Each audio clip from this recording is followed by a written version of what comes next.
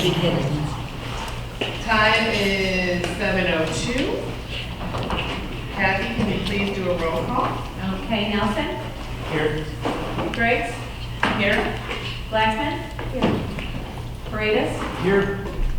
Huckabee? Here. Forth.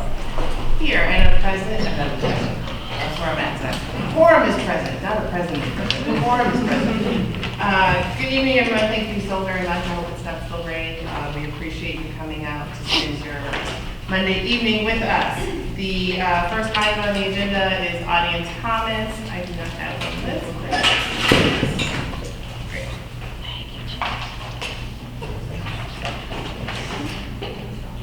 Thanks, Phil. Thank you. You're welcome. Great, we have 3 people who have signed up, 3 community members who have signed up. The first person on the list is Mr. James Chong. Good evening, everybody. Good evening. How are ya? I'd like to know, address the bus situation, all right, is the subject, but I would like to know what the district is doing to address the poor coordination and communication of bus routes. Over the past 3+ years, we've experienced buses showing up late or not showing up at all without notification, buses dropping children off at seemingly random routes or random stops, buses wandering the neighborhood streets in search of the next stop. Without a reliable bus service, we've abandoned the guessing and hoping of whether we'll be able to catch the morning route in favor of dropping off our daughter so that we know she's where she needs to be when she needs to be there. We're fortunate in our situation that the bus service is a nice to have and not a necessity. This isn't the case for all. A result of not being able to rely on bus service is that by opting to drop off at school, we're adding to the congestion at and around the school unnecessarily. While I understand that there will be beginning of year kinks that need to be worked out, I also realize that by starting with a process in place that is flawed, it only exacerbates the situation and makes it less likely for things to get to a point where things are running relatively smoothly. On our bus route so far this year, we've had 4 revisions to the route. We're on day 4 of school, or day 3, right? The majority of these routes have the bus running wandering circles through our fairly straightforward neighborhood. A couple of these routes have the bus violating basic rules of the road. And yet another route was picking up children in spots where it could not be safely accomplished. Now, on our 4th route of the year, we come to find out this morning that the route being communicated to families isn't the route that the Page Transport has their driver run.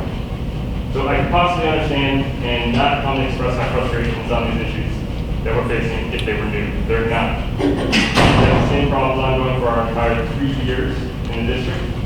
In the past, I've had several discussions with individuals at the district on multiple levels on the same issues. My wife has had a meeting with multiple individuals at the district on these issues. I've been in communication with Page Transport on these issues. Now this year I've been in constant email communication with multiple individuals at the district on the issues that are repeating themselves. At some point, we should be able to have confidence as a district that these types of basic functions are functioning. I'd like to know what processes the district has in place to manage bus vendor relationships. Specifically, I'd like to know what levels and frequency of regular communication occur between the district and bus vendors for repeat performance. How are service issues channeled to the bus vendor and tracked to ensure resolution? How is the bus vendor held accountable for meeting the service needs of the district, specifically related to on-time performance and proper notification of delays or issues? What reviews are in place and who is involved in developing and determining the bus route? What process is in place to ensure that all parties involved, the district, the bus vendor, and the families involved, have the same information in hand? As I appreciate the opportunity to voice my concerns regarding bus service coordination, let me also express that it's clear from my family's perspective that the direction that the school board and the new district administration are heading is in the direction of success. We're very much looking forward to having our children experience everything that we're all working to put in place to ensure student success. So thank you very much. Thank you. So if you'd like chance, send your list of questions to Dr. Smith. Getting communication, it's kind of been going back and forth, but I will send the exact questions. Yeah. Thank you. Please share that list. That'd be good. Thank you. And I know your bus route very well. Yeah, I mean, talked about it previously at the February board meeting as well. Next, community member and parent on the list is Joelle. Did I say that right? Cunin. Good evening. I'm a little nervous, so I apologize. I am a parent and kindergartner at Western Avenue Elementary. On the first day of school, I received a terrifying call from two parents on the playground that my son was released to the playground when he should have been attending the after-school program at Sure Innings. I immediately called administration and what their initial response was the first day is always chaotic. I find this unacceptable. I fill out multiple forms, and there's a certain expectation that this teacher and administration should be informed of where their students are going at the end of the day. I'm going to make a few suggestions of what can be improved in the future, because I do want to rebuild this trust again. One, students should not be released after school, even to the playground, unless a parent or someone on their pickup list is there to receive them. To my knowledge, kindergartners last year were kept on top of the steps until they could see someone they love. This should be a continued process. Every teacher should receive a list prior to the first day of school of how each student is arriving and how each student is departing. Each student should have an identifier on their backpack stating the mode of transportation they're supposed to take to and from school. And this should be placed on their backpacks the first day of school. So if they're a bus rider, it should indicate the bus number that they're on. An adult or bus driver should mark attendance or do a head count of those boarding the bus. Unfortunately, I have a friend who thought her got on the bus when she should have been attending extra innings. And that's scary for a parent to hear that. If a student does end up accidentally on the bus driver should notify the school, and the student should be brought back to the school at the end of the route. Unfortunately, the bus driver the student knew her address, and she drove her to her house. And luckily, her mom was home. So, and if the Park District after-school program is going to be hosted at Western, then the principal and the school district should be in full communication about start dates, and students attending prior to the first day of school. The excuse that I heard was, I didn't know the after-school program was starting today. And they're in your school. So that was a little alarming to hear that they didn't have any information about the after-school program. So I look forward to working with the school to help make this a smooth transition and to have the most successful and efficient processes in place so this doesn't happen to another parent. So, thank you. Thank you very much. And same request, if you don't mind, if you can send us an email, because I don't want to, we do take your comments, questions, and all that Feedback. bring, Sure. very seriously, so I don't want to lose sight of it. Okay. So thank you, I do appreciate that. Just one quick question. Sure. Are there, do students, kindergartners have any type of tag that's put on their backpacks? My son still does not have a tag on his backpack. Do other kindergartners? Yeah. They did last year, but there's nothing like that in place this year. Thank you. And we have one more community member, Sybil Boxer. So I am also here to speak on Bus 36, and there are a few other families here also from Bus 36. And I just wanted to address also, I'm in full agreement with Mr. Chong, everything he has said about the past 3 years. We have been in the system the same amount of time, experienced the same problems from time to time. The past 3 years have been very chaotic. As we said, we're on the fourth version of our school route. And there's no faith that that will remain the same in any amount of time. We lost faith in the system for the next day. Our daughter is entering second grade. We have purchased her a watch so that if the bus does not come by 8 a.m., she is to start walking to school. And she is entering second grade, but she then has to cross Argyle by herself, and she has to cross Sterling by herself. And that is not something we really want to do as parents, but as parents in a family where both parents work, that's what we're left with when we have a bus system like So I just wanted to kind of reiterate that there needs to be change. After 3 years that we've changed the bus company, it's just time to kind of reevaluate the entire process. And so we look forward to that next coming year. Thank you.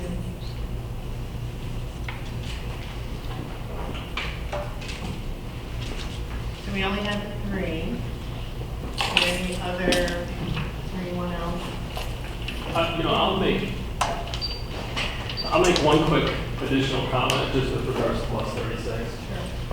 I'm sorry, can you state your name? Sure, my name is Jeremy Bivens, and I'm a Western Avenue parent as well as Parker Junior High School parent as well.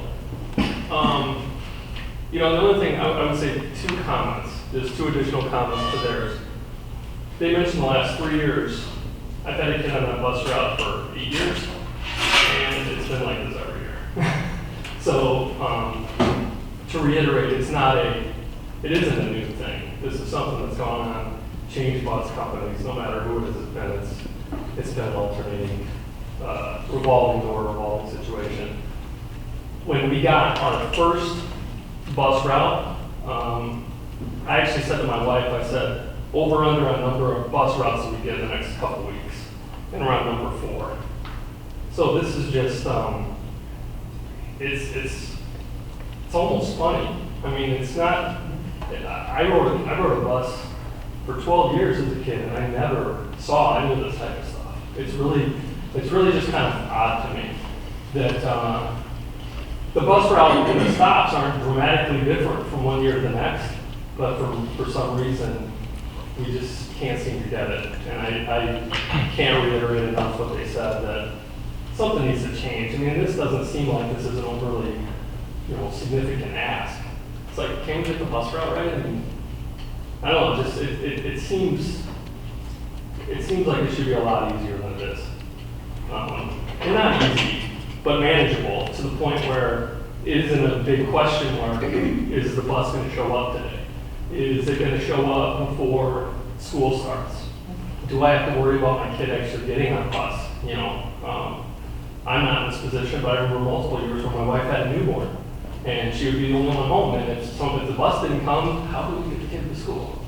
So it's frustrating for us, and I think it's not, we're not trying to create a bunch of problems, but at the same time, when it's year after year after year, bus route after bus route after bus route, you start shaking your head and going, there's got to be a better way. There's got to be a more efficient way and a more reasonable way to make it a smoother process where it doesn't have to be perfect. I don't think we're asking for perfect, but 4 routes. We've got 3 days of school. We've got 4 routes. That's a little excessive, I would say. So that's all. I appreciate Thank the you time. very much. I appreciate it. Thank you all for your comments about the bus situation as well as your kindergarten. We will, superintendent will take all these very seriously, and as James as a former Bus 36 rider, I understand exactly what your frustration. I appreciate you all coming tonight to talk to us. So, Ms. Horace, since we have time tonight, can we have a 10-minute discussion? I suspect some of the questions we've heard can be answered fairly quickly. And I understand others the administration may not be prepared to answer, but can we endeavor to answer the ones we can tonight, if we have time? I think I will leave that to Dr. Smith. If you feel like you are in a position to be able to answer some of these, if not, I would prefer that you take the time to make sure you can answer them all individually. But I will leave that decision up to you. Just as a sort of general answer, we are working with the bus company. We should be done this Friday. As far as specific answers, I would rather wait and gather those and speak with a number of parents with all transportation issues and concerns. And I rode the bus. I rode bus 36. And we appreciate that. Thank you for taking that time and effort. No, thank you for not, I should say, thank you for just being positive about it still. And so we had a conversation today. I understand the frustration. There's nothing that I can say now that will fix that.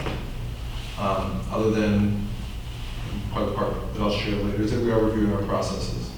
We're meeting with the bus company in preparation of the next 2 weeks, but also for 18-19, and that happens this Friday. So, I guess if there are specific questions, Cam, you could ask, but otherwise I would. No, I think it was, I think my only thoughts of it were just so that everyone understands. I mean, the bus company we've been with for a couple of years, we're under contract, right? Correct. So that does limit our options a little bit. I mean, unless we're going to tell them they're in breach of contract, maybe we have to have that discussion. But the best time to make serious improvement in the situation seems to be when the contract comes up for negotiation, because we can't do anything now. But I think that's, you know, these are all pretty valid points, and at least I'm sitting here going, you know, these things should be in their contract next time it comes up. So I know Dr. Smith is investigating stuff now, but please also stay involved when that contract negotiation comes up, because that would be a good time to address some of these problems. You're basically in a calendar year, most likely, you'd probably be looking at services for, like, this is a 3-year deal, correct? So probably in 1 calendar year, we'll start the conversations of going out for requests for proposals for the 2019-2020 school year. So we're the second year of a 3-year contract. Okay. But obviously, the issues that you brought forward, and I do appreciate when community members bring issues, that they also come with solutions, your ideas of solutions, so I appreciate that. So it helps inform, I think, the discussion that Dr. Smith will have with the bus company. But I do agree with you, Mr. Vivian. It's not a 2-year-old problem. It's not a 4-year-old problem. I mean, I've experienced Bus 36 for many years. So I trust me when I say I understand your frustration. Okay, thank you. We will move to the next item on the agenda, which is the superintendent's report. Dr. Smith? Sure.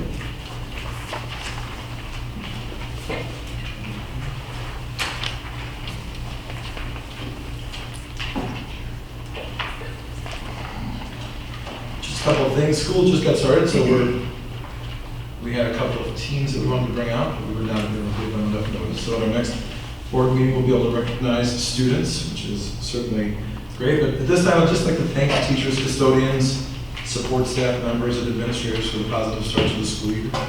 And a lot of people worked very hard to prepare the buildings, to send materials. It's impossible to identify all of them by name. I tried to reach out to a number of them. But I can certainly say that it was an all hands on deck sort of situation just to create a great start to the school year. Our meet and greet on the 18th of August was a huge success. So thanks to everyone on the board, all the staff members, all the parents that came out, community members with kids, without kids, just for coming out to the event. It was fun. It was pretty low key, but all the feedback that I received was that it was very positive, very well received. We handed out 500 Italian ices, and I went 1 short. I felt so bad. It's all right, but next year. I did see his face. Did you? Thank you to Laura Brennan Levy on the village side. Thank you for her organizational work and just putting everything in place, and certainly a special thank you to our own Kathy Perino. Frankly, without her hard work, the meet and greet, chocolate walk event, Teacher Institute days, any number of things would not have been as successful as they were, so thank you, Kathy. The first day of school was awesome. It was last Thursday, it was the 24th. As I said, I rode the Parker bus, which was an experience. So I rode the bus to Parker, said hello to a few people, hopped off, and then got onto the Western Avenue route and rode that and landed at Western Avenue. All the chalk messages were amazing, such beautiful artwork and heartfelt messages. It was just a really nice feel. All the staff members wore their D161 t-shirts, just very small, but certainly just coming together as a district on a very positive note. Right now, we are reviewing our processes. Some things, frankly, have not gone the way that we wanted them to, transportation being one of them. There are enough data points that shows that it's an issue. Now, it may be an issue, but it certainly is an issue. And I think with some initial fact-finding on our end, some additional communication with our families, on the back end, we've come up with a plan that certainly builds on the places where we are doing well, but addresses the places where we're stumbling a little bit. So I feel confident that we can get those issues addressed, not only for the current situation, but for next year as well. And then finally, the open house and curriculum nights begin tomorrow. So tomorrow night, all the elementary schools are holding their open houses. And then on Wednesday, we have the curriculum night at Parker Junior High. It's a good opportunity to give parents an overview of the programs and their children's school experiences for that day. And hopefully we'll see some big crowds. It's really a good opportunity, not only to meet the teachers, but touch base with the principals as well. So I will be out speeding around trying to make it to as many as I can. Tomorrow I should be able to make it to all 4, and then we'll be at Parker on Wednesday evening. That's the end of my report. Any questions? Comments? Next item, informational discussion only, legal services. Okay, so we're bringing this issue because of a quick conversation that was had a while back as we were working on a student issue. In the past, if you're looking at the current report, you'll see that we typically work with 3 law firms: Hauser Rizzo, Hodges Louisi, Eisenhammer, Roddick and Cohn, and Scariano, Himes, and Pacharka.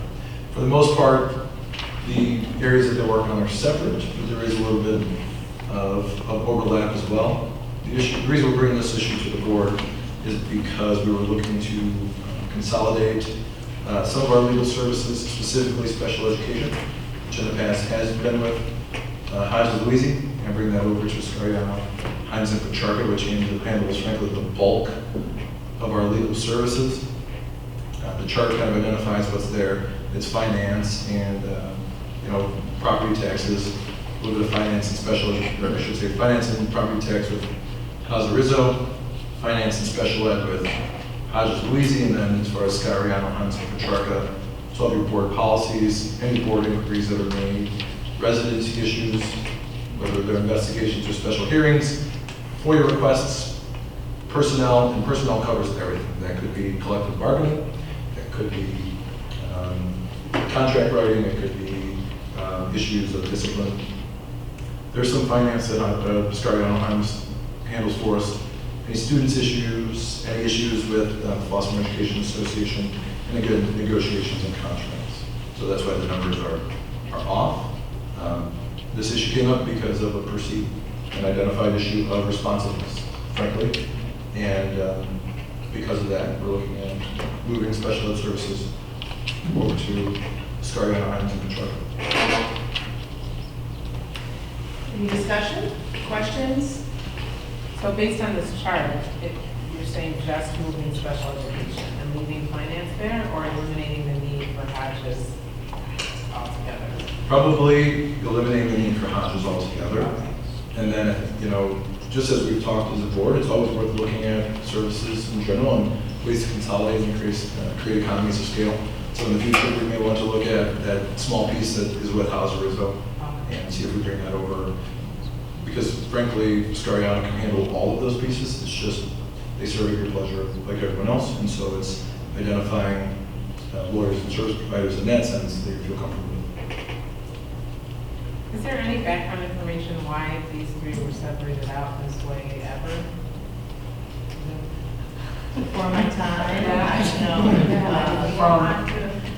Fran has, I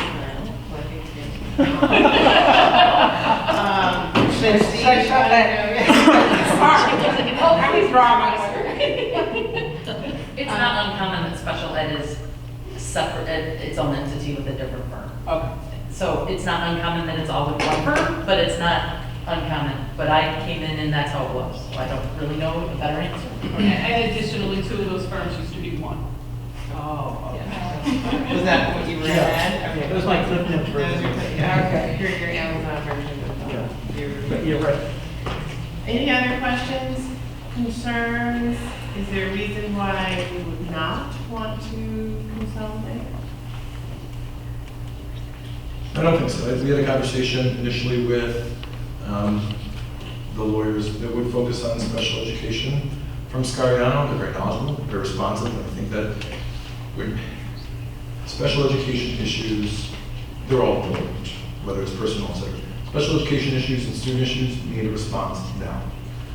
Very emotional.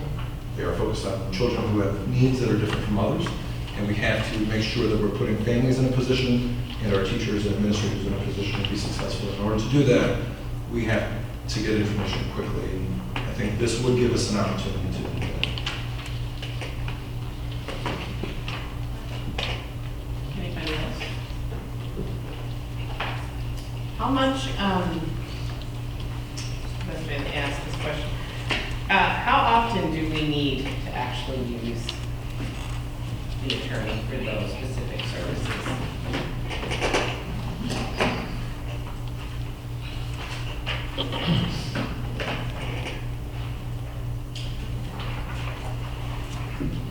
Well, I would say, you mean special ed Yes. specifically? Really, your busiest times seem to, well, in the past, this is for 16, 17, they were June through really September and October. So it's really a lot of placement issues. It's a lot of end of year annual review meetings that may not go according to plan. And then either those are resolved or they're not resolved at the end of the year, and then they sometimes overflow at the beginning of the year because you look really in July and August of last year, it was just about $12,000 worth of legal fees, and rather than that's what you would say, it's more annual reviews that go off the rails due process. It depends on the year, and it depends on the students. But, right, I agree. It's when things don't flow well at the end of the year and carry over to the beginning of the year, or there's new students that are coming in with placement decisions, or parents that aren't happy for whatever reason. But we didn't have very much last year. We finished it off by September, and then we had a couple questions here or there, but nothing excessive. But sometimes if you get the question quickly answered and you can proceed, then you don't have any issues. It's when it takes time to get those answers that it becomes a problem. I have a question. So is Hodges and Lozzi, are they a specific special education law firm? No. So they're like any others who just, Yes. they cover a broad perspective? Yeah. We just have to use them. Sometimes a person will have a relationship with a lawyer, and they feel comfortable in that specific area, and they'll keep services with them as opposed to, the firm that the district is. Mr. Kester, since you are here, is there anything you can add to Dr. Smith's intro on this discussion, or specifically about your firm's ability and experience in handling? Sure. We do have full service availability. All we do basically is school law. So, and we have partners who are particular to special education because it's a very unique area and very complicated area, and you don't dabble in it. So for instance, while I will handle contract negotiations or your personnel matters or student matters, my partners, Kevin Gordon and Darcy Williams, would be the ones responsible for your special ed board. And that's pretty much all they do. It keeps them pretty busy. We have a third lawyer at the firm who has a special ed background that is sort of a backup, but I've never had to have him step in for one of the partners. So, and if you did want to know the history, it was Donna Joy, 2 superintendents ago, who had a special relationship with Nancy Krent, who was a lawyer at Hodges Louisi. And when Donna Joy became superintendent, Nancy Krent became your special ed lawyer. Nancy Krent has since retired from Hodges Louisi. So Craig talked about making a recommendation, and I guess we just never got around to it. Thank you very much.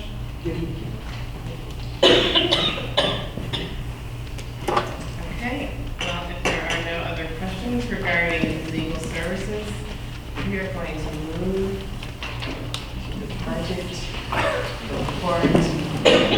Grant, the floor is yours. Please do not leave now. Get started. Okay. Well, let's talk about it. So what's a budget? It's a fiscal roadmap. It's your revenues, it's your expenses. Okay, so let's kind of go through that. It's a roadmap. What revenues can we expect to come in? What expenses do we expect to go out? we have assumptions that we use, which we talked a lot about the last, two board meetings ago on the revenue side. These are not actual. Okay, this is the money that we believe that we need to move on in the year. These are not actual. We will talk a little bit about our actual last year. So let's start with the revenues. You've got your local sources, which are really your property taxes and your fees. You have your state sources, which used to be general state aid. Now we're talking about evidence-based model. We'll talk a little even more about that. Mandated categoricals and your grants, and your federal sources are really just a couple of grants. So your largest piece is your property tax revenues. Your property tax revenues cover 2 calendar years and 1 fiscal year. So your first payments that you're going to get in this fiscal year that were already coming through, that were due August 1st, is actually the second installment of the 2016 levy. Okay? Then we're going to do a levy in October. Well, I will talk to you first about it in October, and we will adopt in December. And that's going to be for the March payments, which is the first installment of your 2017 levy. Okay? So you kind of go prior and then current first.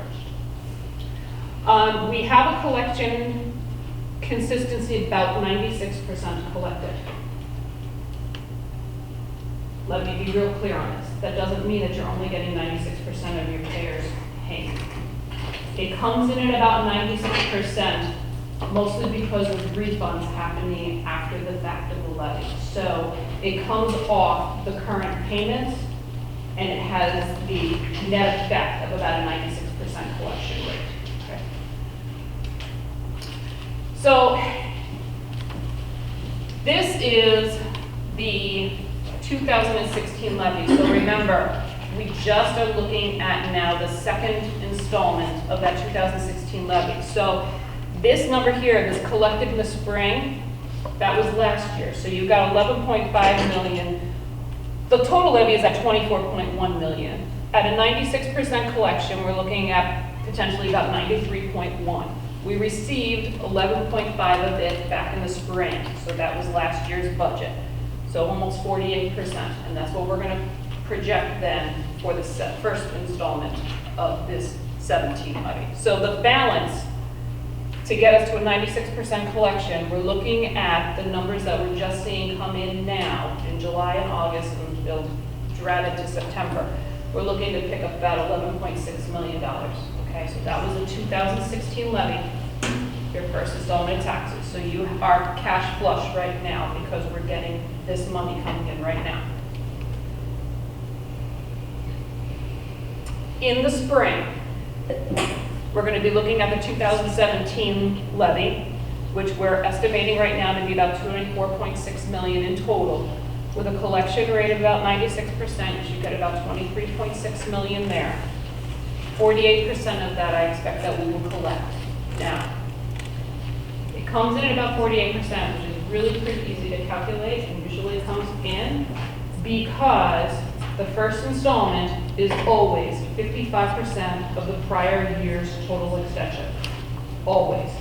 They don't have the real levy calculated until the second installment. So the second installment is usually more of a, the balance due. 48% comes from a 96% estimated collection rate over last year's 55% of that levy. Clear as mud? Yeah. We're usually pretty good about where we're coming in with our estimate on taxes. So we're looking about 23.4 million. Now, what you're going to look at year over year when you start looking at the levies 15 to 16 and then 16 to 17, people are going to look and go, whoa, wait a minute, that is way more than CPI. It is. And the reason isn't for the majority of the tax base. The reason is that we had two things happen. We had the TIF roll off that 1 year, so we were able to pick that up as new property, which brought you additional funds in, and then Meyer went on. That's your second bonus year, okay? So you're going to see more than the CPI because of those two things. On the part. General state aid goes away. There is no general state aid based on the budget that was passed. So what they need is an evidence-based model. Moments before we stepped into this meeting, the House did not approve the compromise bill, and the House did not approve the override of the amendatory veto. Senate Bill 1 is officially dead. We're back to square one. I have no idea what that means.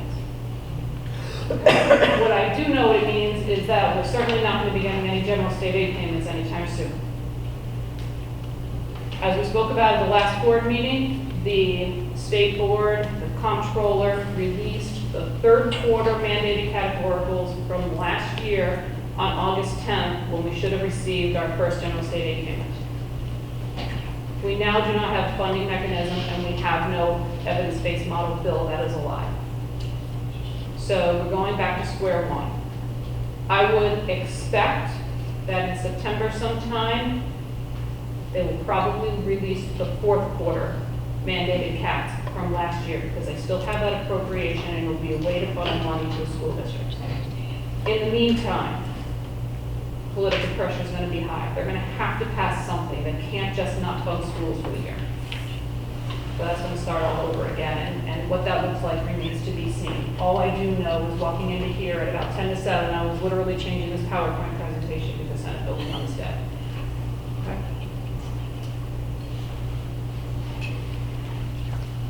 The mandated caps. I've crossed out personnel and I've crossed out children receiving special ed services because along with the evidence-based model, those two pieces went away.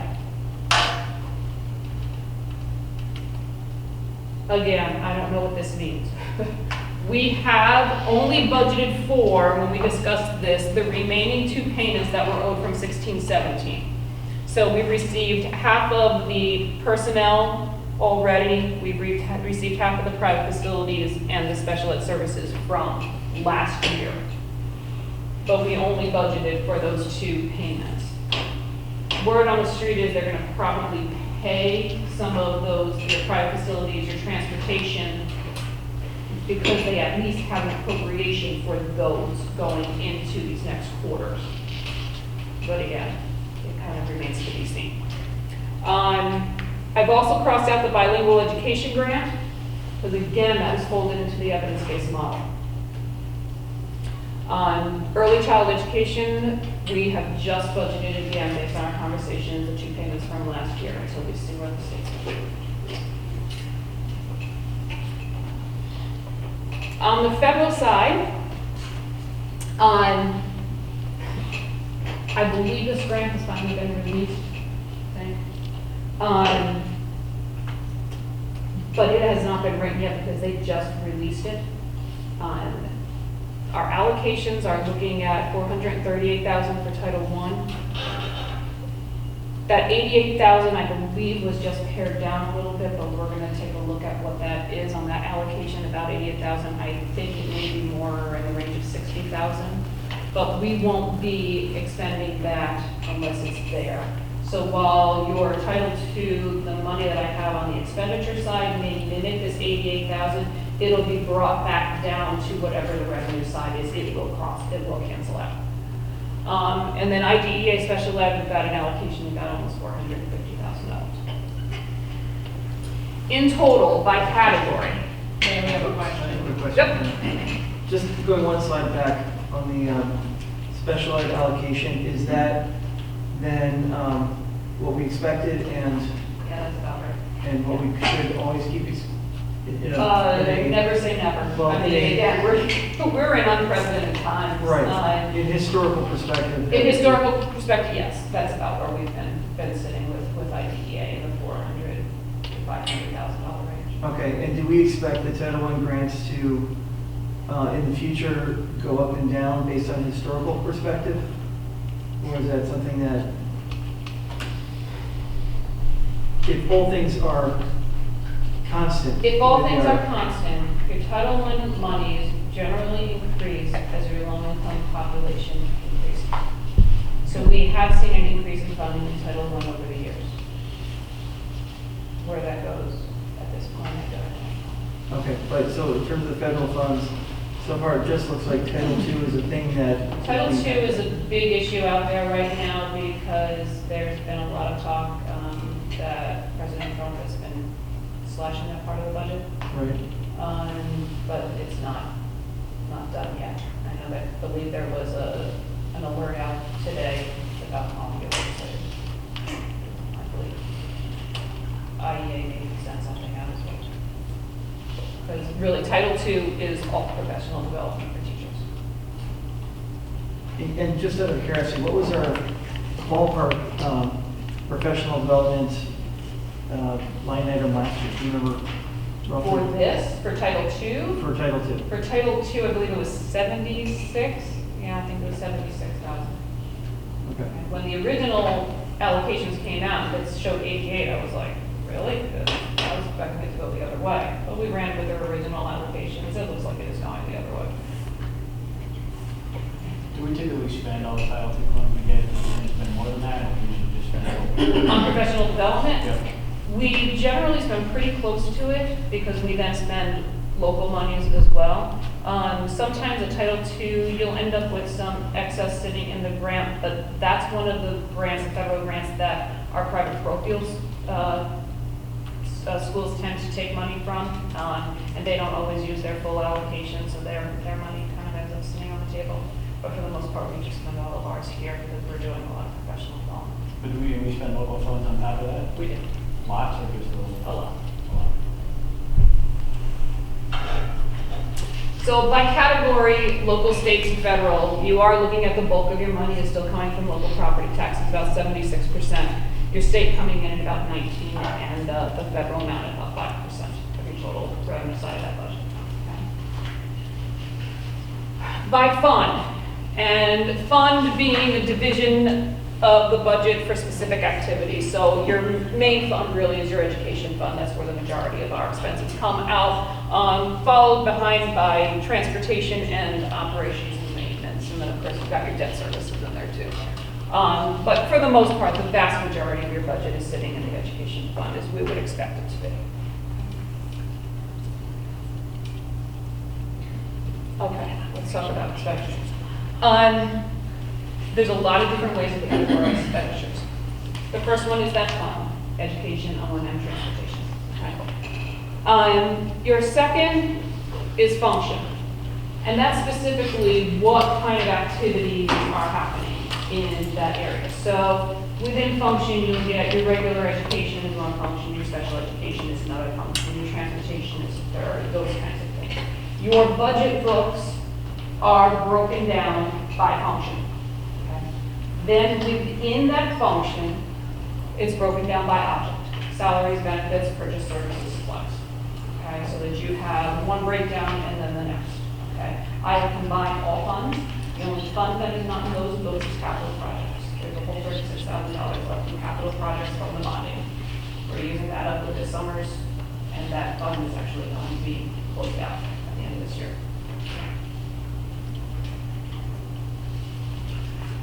And this is awfully tiny, but you can see real quick, there's regular education, and where you would expect our money to be. Here's your construction. Let's see. And next we come over here, special education. Transportation. That's office of the principal, and then over here is your special education for students who are placed outside of this district, and there's your debt service, your bond and interest payments. So those are your main areas when you're looking at this budget. If you really want to key in, those are the big areas. Okay? Then what we do is I kind of combine them even further. The state, actually in their state budget, if you look at it in the back, they combine functions together for like services.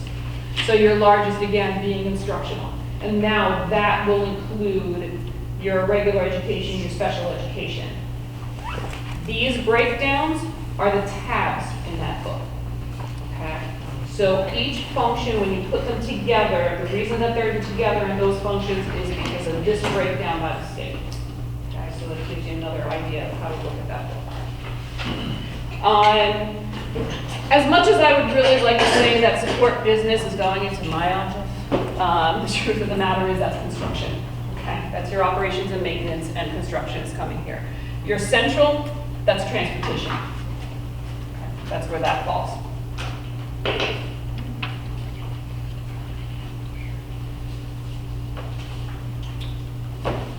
And then let's look at it by object. We are a people-driven service. That's what we are. So the majority of your expenses are going to salaries. Benefits is actually dragging behind purchase services because your purchase services include your transportation and pay the contractor. If the contractor was pulled out of there, your benefits would be the second highest. Your supplies and materials, obviously. Yeah. I'm sorry, real quick, so just on benefits, has that shifted dramatically over the years? I see that they're very similar from this year to last year. Yeah, the number one reason why the benefits really haven't changed too much is compared, with the exception of this last year where we kind of saw a bit of an increase in the premiums. Our premiums for the healthcare has been pretty stable. This year we saw an increase, but last year, and I'll get to it, we overshot medical insurance last year. We didn't see many changes in coverage that people jumped. They pretty much stayed static. It was probably one of our more static years. And we also had a 0% increase on the medical premiums last year. So we had a bit of a buffer in there. And I'm going to get to, I've got the budget to actual from last year that we're going to talk about as to, we came in way better. And for me, my question was, well, why? And so I kind of pulled that out for you to take a look at it. That was one of the big things. So yeah, you're seeing that being pretty static because we believe we're going to be coming in right out scenario. Your other objects there, that's your debt service.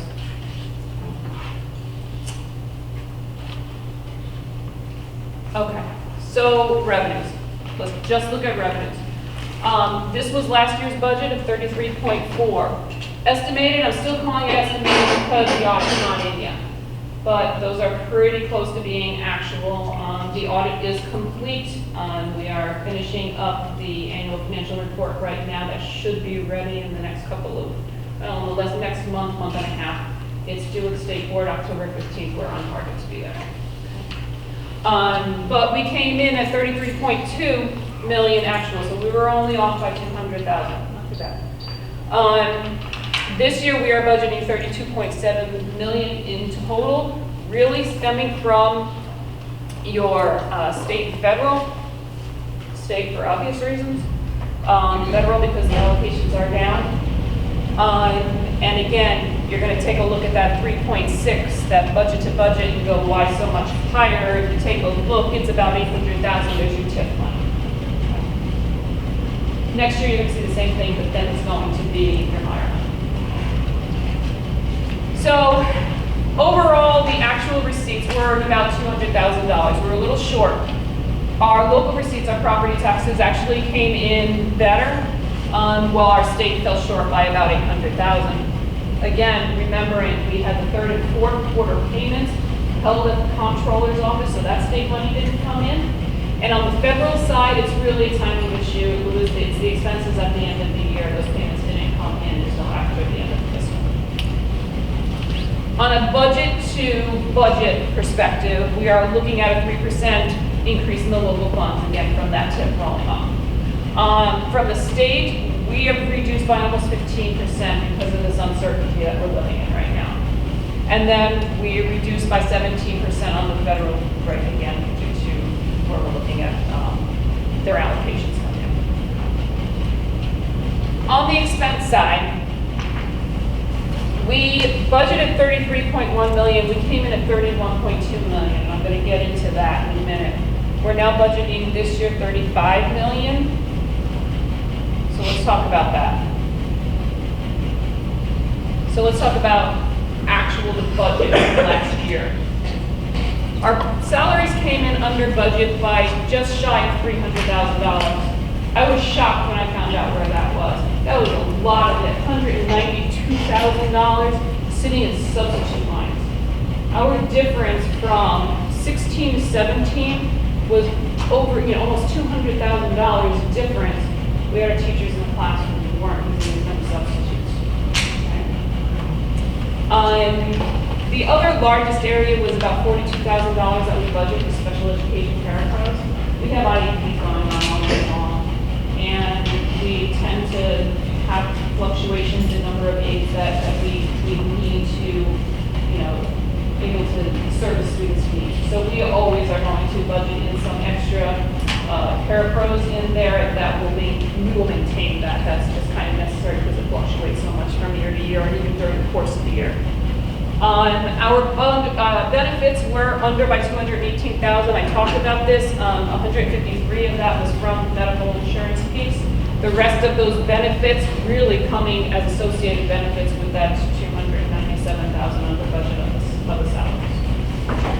Is there an identifiable reason why we went so far in the budget on substitute teachers? On substitutes, really I went with what past practice had been. Last year a lot of things got pulled back when we started looking at the curriculum overall and when we were pulling teachers out of classrooms. Brad? Yeah. Is this also factor in the raise in pay for case subs? Can you tell me, or just offhand, if you know the percentage increase that we're raising, when we raise the sub pay? Percentage? Like how much, what's the current rate? What are we paying? 100 a day? Yeah, we're at 100 a day. 90, okay, so it's like 11%.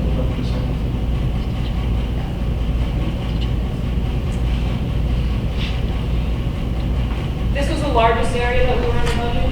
We were under budget by $800,000 in purchase services. The biggest piece being that regular education bus, we did consolidate a lot of routes within the carrier. So we did come in well under budget on that bus, on these bus routes. The other big area that I will never take out of this budget is snow removal. We didn't have any last year. So that's $120,000 that I guarantee you will stay in here because when it snows around here, oh Lord, does it snow. With the mild winter, we didn't have the HVAC repairs that we would have when we start having those cold, long winters too. So we had, a nice, that didn't get spent. Our legal expenses came in a little under what we had budgeted. Our premiums for ISIC, the property casualty carrier, were $17,000 less than the prior year. Those premiums are not done on a fiscal basis, they're done on a calendar basis, and those, the carriers were now out to market on those premiums as we speak. So that won't come until December. But we did come in under last year because we were able to market that pretty nicely. We did not need as many psychological consults. A lot of times if they need, especially psychologicals done in Espanol, we'll need to use the contracted service because we don't have any Spanish speaking. And then we did publish the business newsletter last year, another about $11,000 that sat there. So, that doesn't come to completely $800,000, but it's pretty close. On the supply line, we were under budget by $367,000. $98,000 of it was on instructional supplies. Again, we started looking at curriculums last year, so everybody kind of pulled back a little. So there was that money still there. O&M supplies, I will tell you that probably a good piece of that was salt. Again, no snow. Food service, $32,000. We weren't sure how many kids were going to start eating breakfast. So that was an estimate. We've got some better ideas this year. Heating and gas, again, mild winter. And we had still some workbooks we seem to be pulling back from those as well. All those items count for about $1.6 million under budget. Some of these areas we've adjusted in the new budget. Some of them we're leaving exactly where they are for obvious reasons. It's Chicago, it's gonna snow. On the budget to budget, 18 to 17, if you look just at the budget to budget, you're gonna see a 6.32% increase. If you remove the $2 million construction, you're looking at a 0.146% increase budget year to budget year, you're flat. We were able to do that just by moving things around, taking a look hard at where we were last year, where we were under budget. The majority of that's coming from the construction. So if you just take a look at your revenues to your expenses, so you're coming in with a surplus last year of $1.9 million because of those other areas.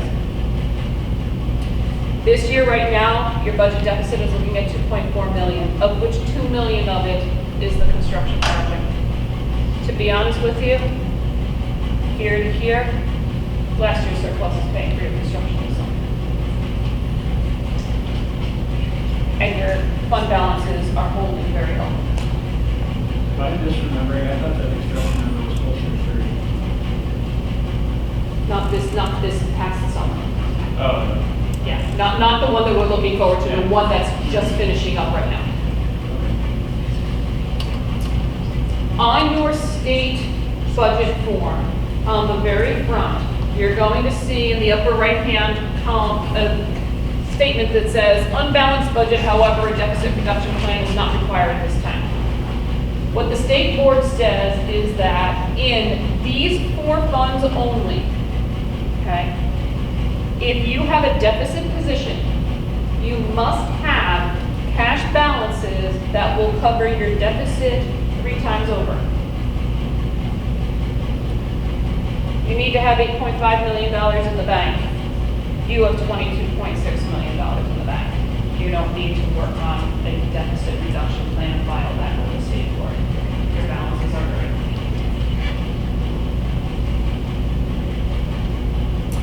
Other things to keep on the radar. I put up the continuing SB1 saga. I think it'll probably be changed to the saga of another bill number at this point. Or I could keep one. We still got to keep an eye on pension cost shift. I mean, you've heard, Chicago's pensions have become much to do as well.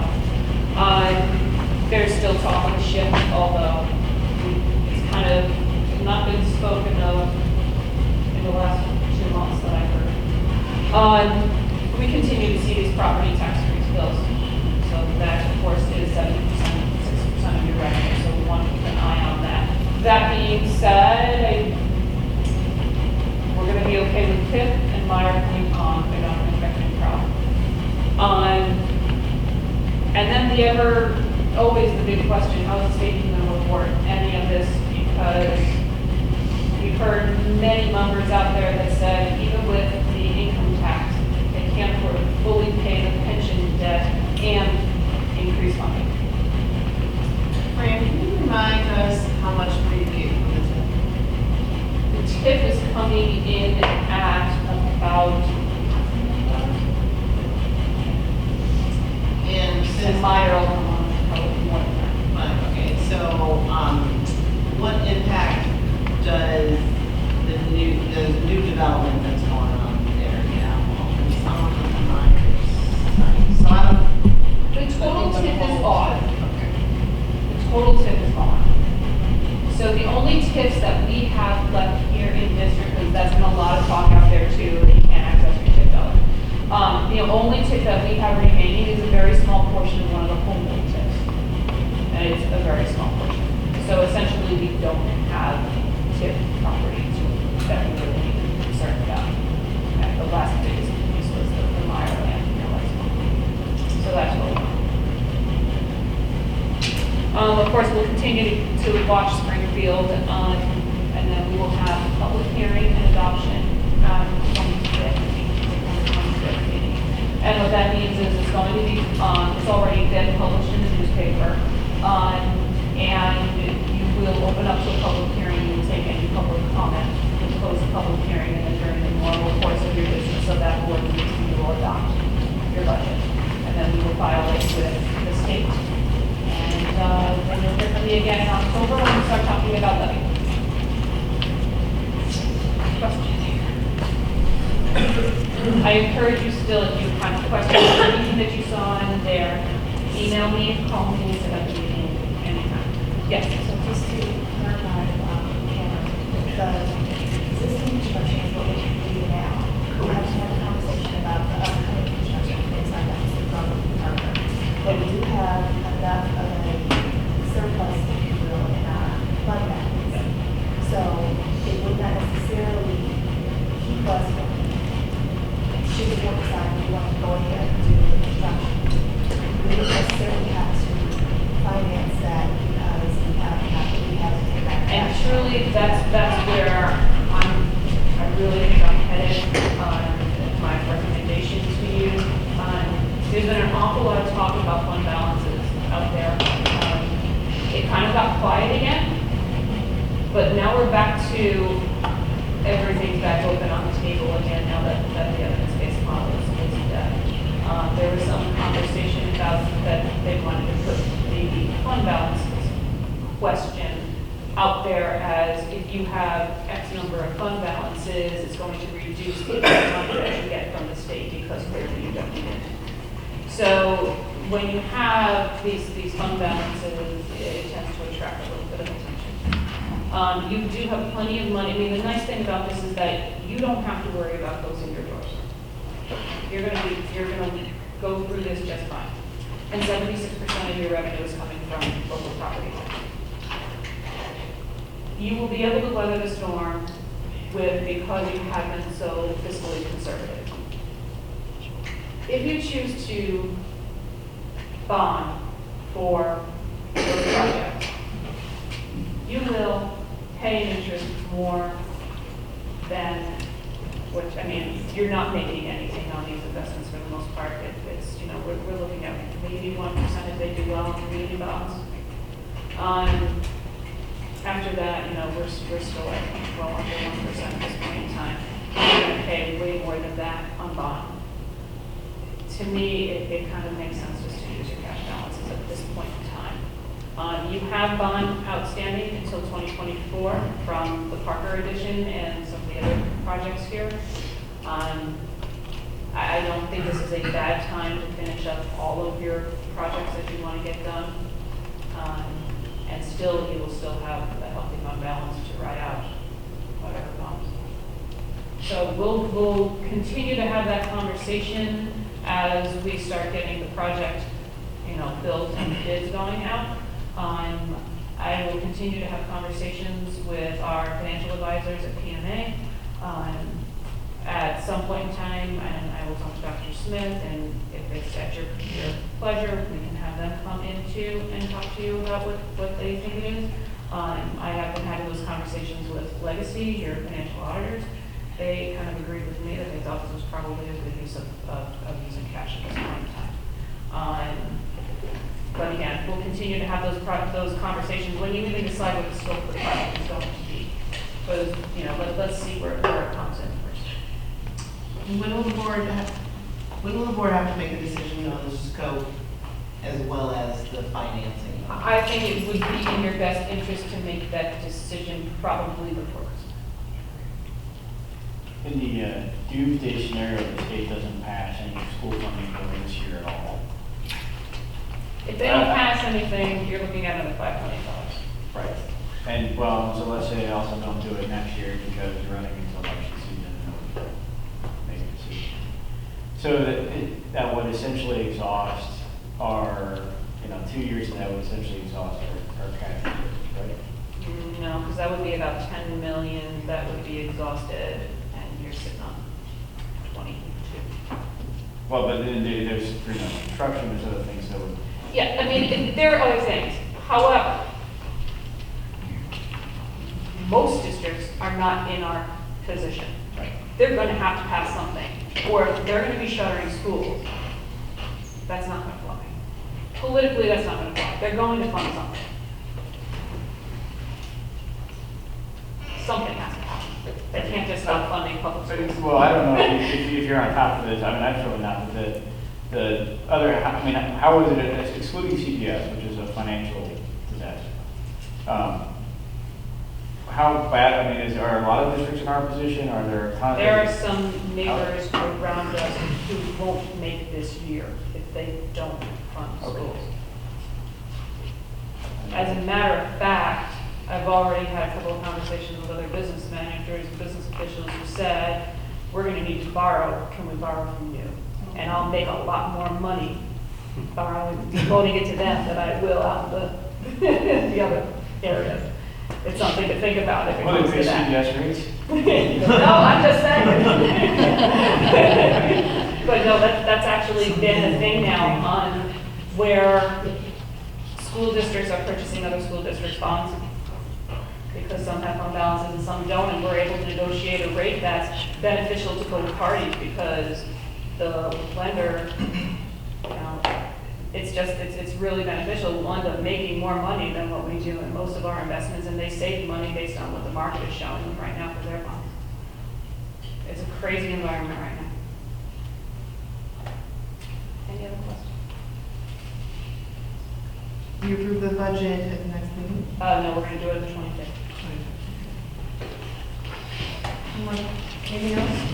Thank you. Thank you, Mrs. Butler. Next item, request to add MLK Day of Service to District 161 calendar for January 15, 2018. Just to clarify, this is just a discussion before we'll bring this back for action at the first meeting in September. This is a program that we participated in the past as a district, and the request would just be to add this to our calendar, and since we're adjusting the content of the calendar, we want to bring this to the Board of Education for review. Essentially, specifically just adding the wording to our calendar, Martin Luther King Day of Service on January 15th, so that you can draw attention to that. It's something the village does, and in the past we have partnered with them on this day. I'm sorry, can I? This is changing momentarily. The House tried again. And it looks like, I think the compromise bill may have passed on the second try.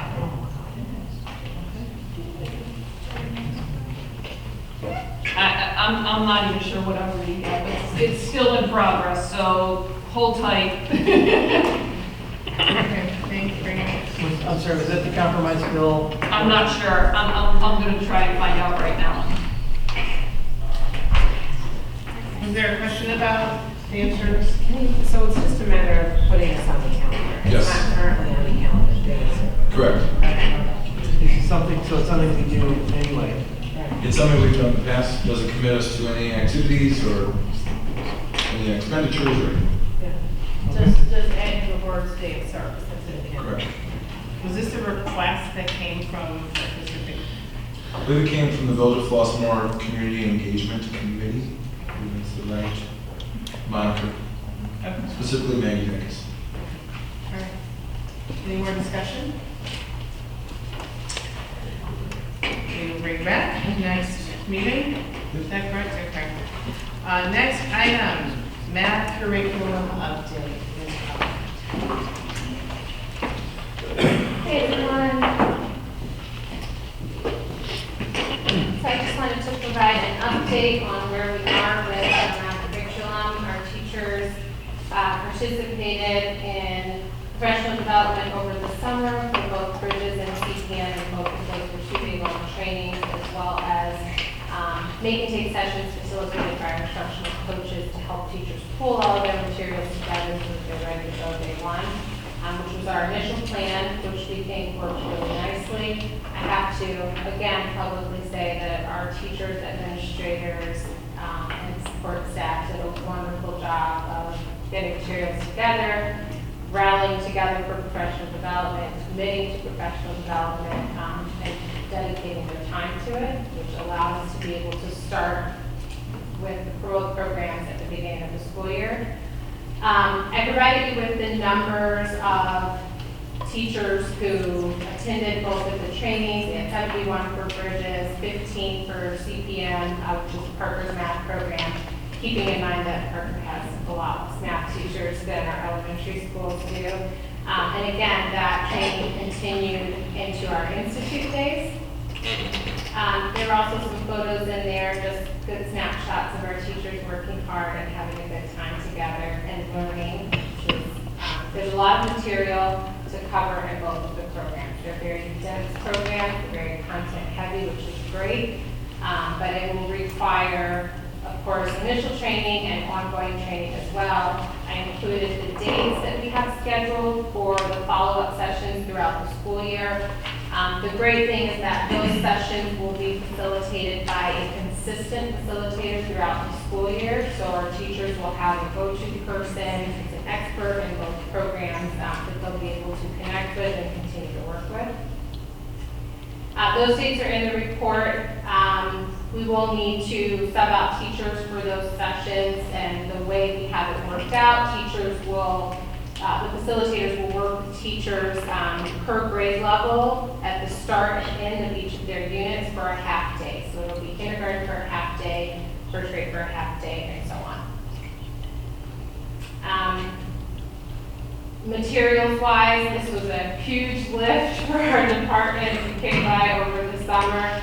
It was a gauntlet trying to get through the hallway to work through all of those materials and those boxes. Our support staff, again, our buildings and grounds facilities managers and our team did a wonderful job coordinating with us to make sure teachers have what they need the first day of school. And we still have things coming in as enrollment increases, we're getting materials out to schools.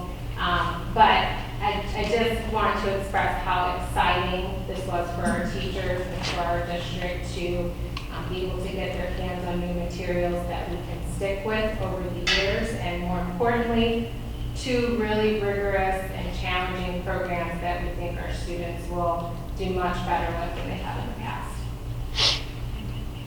So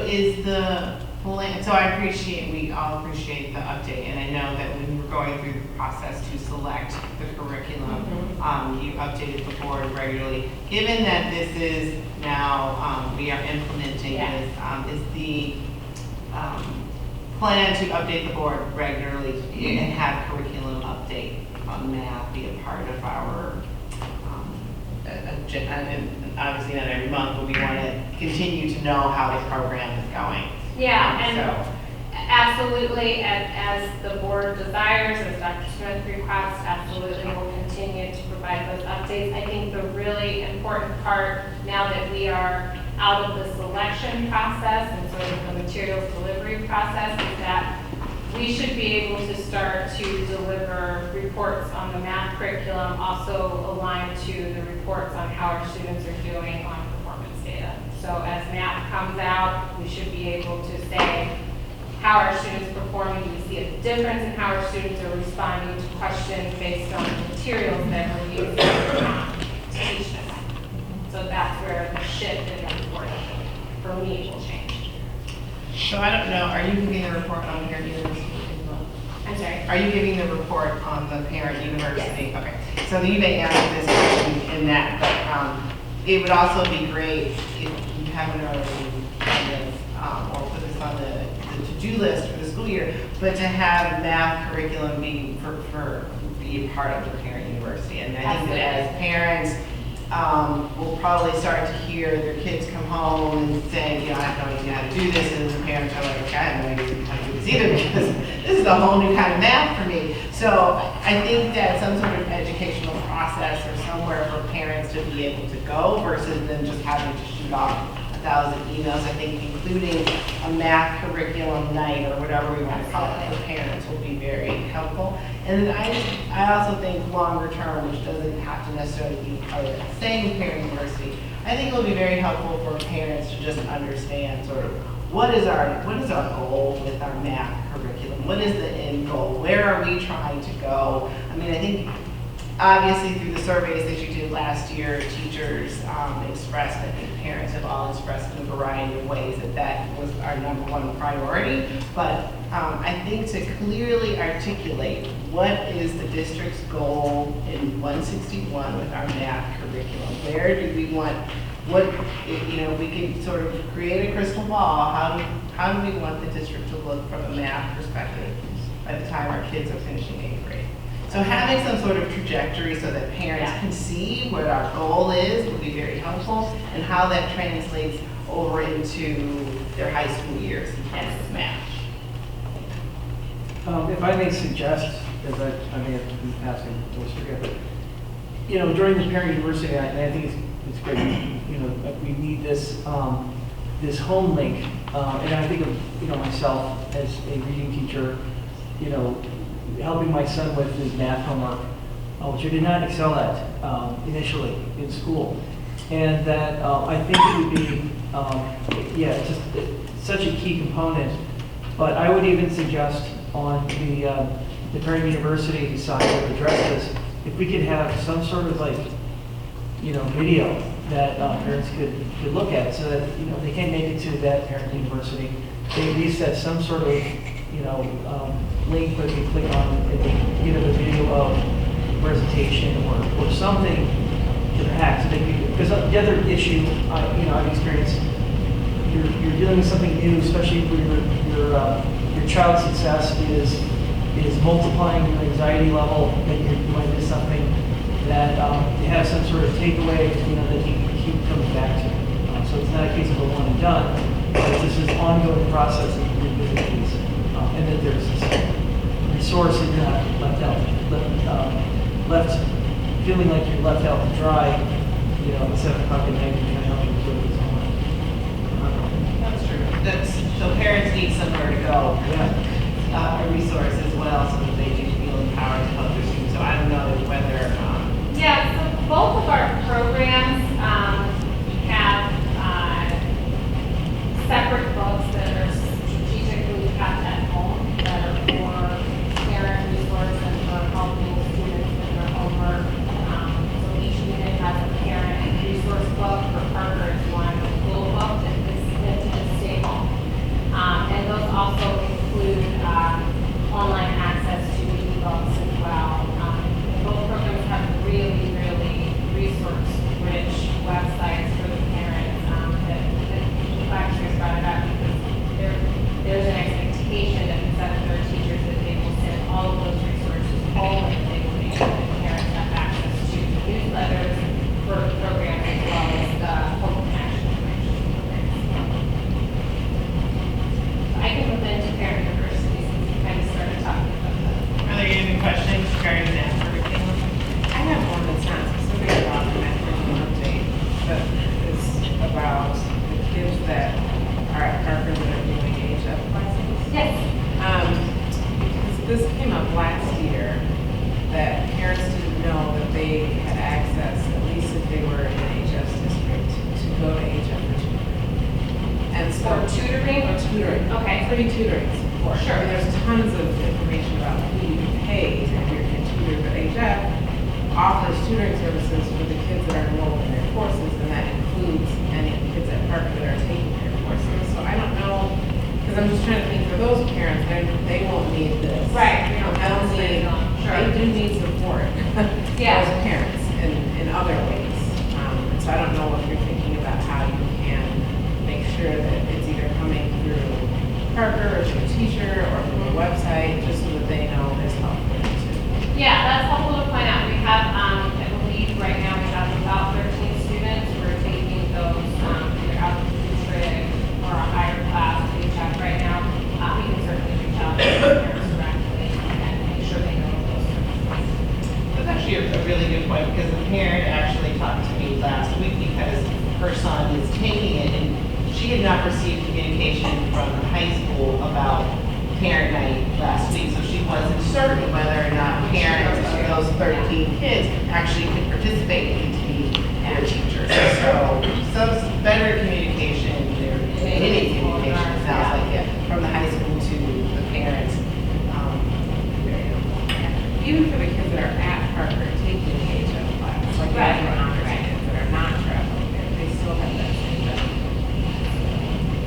So math score can be our primary metric for the success of the curriculum, or do we use another piece of measure? How well? Well, two things. We'll have math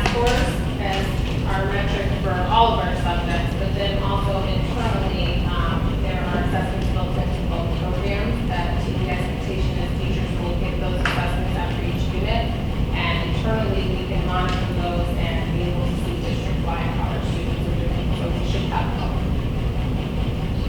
Are we expecting,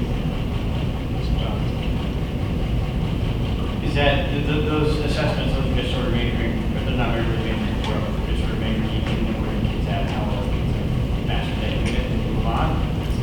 Well, the curriculum spiral, so students will hit standards in one grade level or in one unit, and they'll revisit it in another. So when we do, for example, internally we disaggregate data in a tool called from analysis, we should be able to see how did a student do in September on one standard, and also when they hit it again in October, and then when they hit it again in November. So those kinds of things will allow us to monitor students' data with more refined home than math would give us, but also math gives us a bigger picture.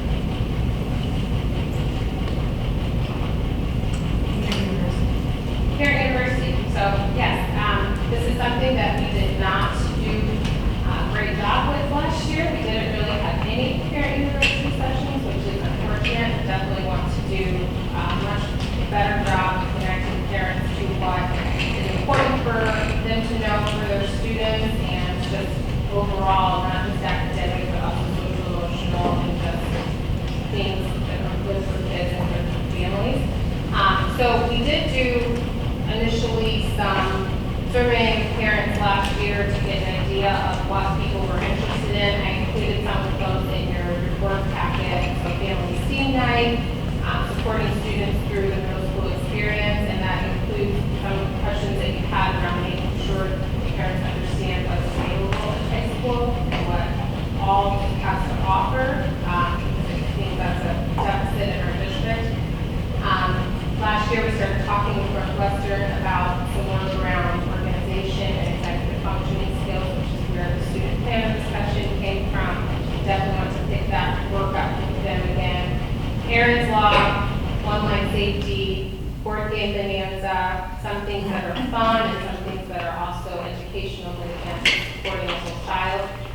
And then also something that's really simple to do is making sure that we're doing getting ready for the next grade level that our teachers can facilitate and would just help parents know what's expected at each grade level. I'd like to entertain any suggestions for other topics as well. If there's things that you think we should include in this, understanding that we want to be able to do them all, but we want to do them all really well also. So sometimes less is more, but we feel like we have the staff and the community that could be able to facilitate these for us and make them great for our students. I really like the idea of having the Parent University that focuses on what next, how do you prepare your student for the next grade. I think along those same lines, it would be great to offer parents suggestions regarding what they can do over the summer. So students who are not participating in enrichment, you know, I have, in all of my 14 years in the district, have always asked for, can I have a summer reading list?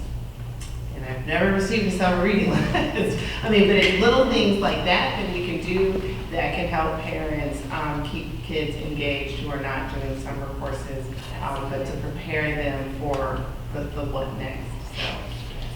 And we do already have 2 sessions planned. I included those dates in your packet that are for the math session, or the math programs. Our facilitator, who will be working with us throughout the school year, as well as our instructional coaches, and we're going to pull in some teachers as well, will be facilitating those 2 sessions district-wide. I think that also, and I maybe brought this up before, I think that as we look at a community of, there are a lot of professionals, you know, you invest in this school system because you're looking, you know, in terms of you want your kid to go to become a Rhodes Scholar and be adored by all, but I think that it would be, I think, advantageous for a lot of parents who are putting their kids through kindergarten to maybe have access to some sort of long-term financial planning for college, and really look at some of the issues. And I see all the time that I love whenever Fran speaks, and you, because I feel like I've learned a tremendous amount about finance, school finance, as well as curriculum and special ed. And I think that if we started these conversations or provided some sort of initial resources, especially for students entering the school, that certainly would, I think, enhance what we have to offer our community. I definitely know we have parents in the community who would be more than happy to facilitate that as well. So I admittedly have never, ever been in a very university event. But are these things recorded, so we can play again later, or are we investing time to give this presentation and we can do it all again? next year? Yeah, well, definitely to Steve's suggestion, I think it's a great idea to record them and have them available for parents who cannot make it, and also just for a learning purpose, to view them again and how to make them better. I think we can also use that as a foundation by which you could constantly improve them. So if the teacher said, you know what, those are a lot of great points, but maybe these are some ways we can kind of enhance it, and then through an editing process, just offer more of an enhanced video product that parents could have access to. Again, just a thought. Yeah, and I do want to just say also that our individual schools do a lot of events. They do a wonderful job of posting. Sometimes every week there's something going on at our schools. We want to make an intentional and concerted effort to make sure that from a district level, we're supporting our schools and we're taking some of the load of those sessions as well to make it better for everybody. Any more questions, comments? Okay, thank you very much. And the last item on the agenda, September board topics. Sure. So Mr. Paredes asked if we would just kind of to bring the next month's budget board agenda items, board agenda items to the board for review. These were pieces that we wanted to add, generally speaking. But just sort of to give a preview of the next two meetings, and that's September 11th and September 25th. So we will approve the budget, as Mrs. LaBella mentioned, on the 25th. So we'll have a formal budget hearing. We'll adopt the budget. We will bring the school improvement plans, we'll bring our district action plans. Probably have another curriculum update because we'll be starting a different process. We need to look at literacy and just starting that discussion. And we'll also have our 10-day enrollment, which is more settled than not with regard to attendance at each of our buildings. So these are the initial topics. We can always add them. We do meet this Thursday to review the agenda items for the following meeting on September 11th. So you can always share those.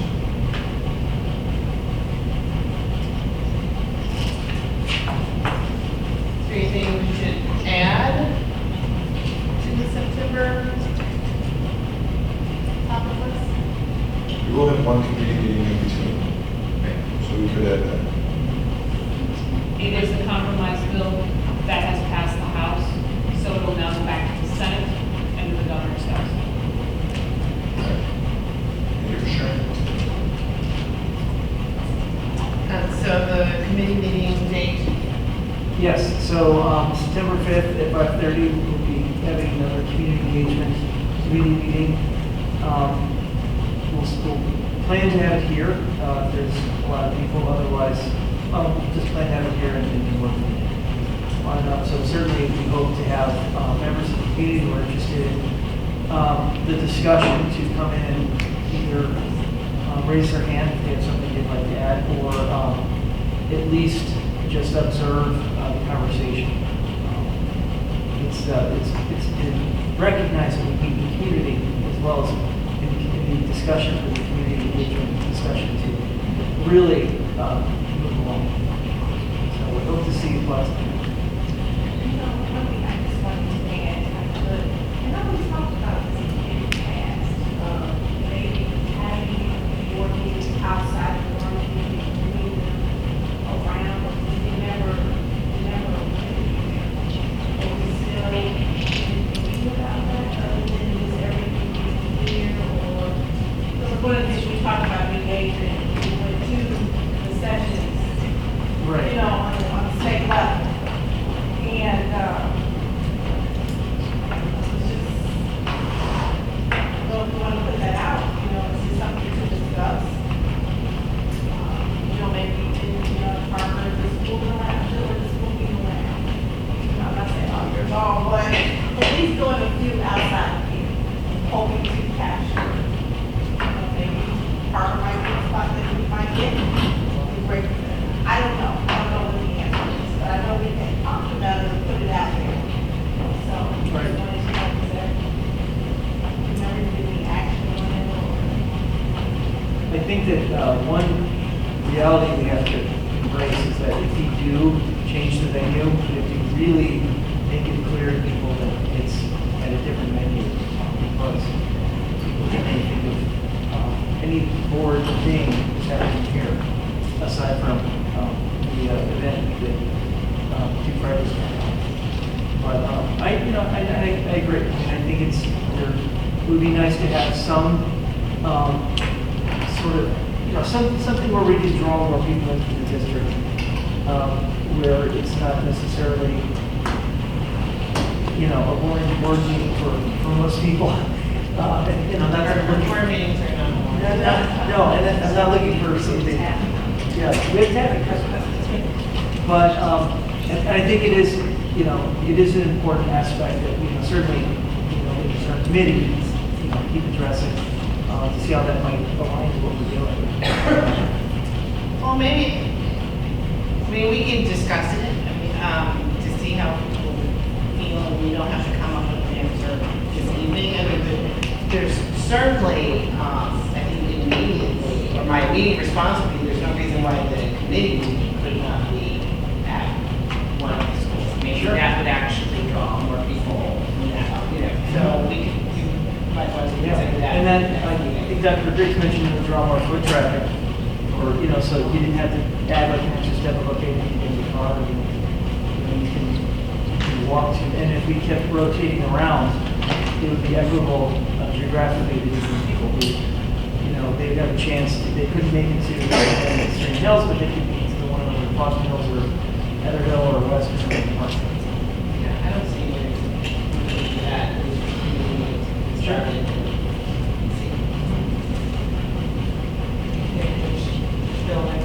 All right. Okay, anything else? No. All right, well, I will take a motion to adjourn the meeting. Sorry. I did, new topics, something here. I did speak to Annabelle and to Dr. Smith, just about the potential, the Chicago Public Schools, and I talked to you too, Michelle. Chicago Public Schools last year, I don't know how they did it, but I was just hoping that maybe we could do something. But their students, a lot of the schools, their students saw the play Hamilton, the Broadway play Hamilton for like either $10 or $15. I'm going to pull the articles, I think that's on the newspaper about that. Hopefully we're not too late, because I think it will be a wonderful opportunity for our students to take on that experience and incorporate it into our curriculum in some kind of way. So I do know, and it might be too late, because I heard that they're pretty much sold out on a lot of the group stuff, but it's worth equity, so I did share that. Okay. Thank you. Now I will take a motion to adjourn the meeting. So moved. All in favor, say aye. Aye. All opposed? All right, meeting is adjourned at 8:08.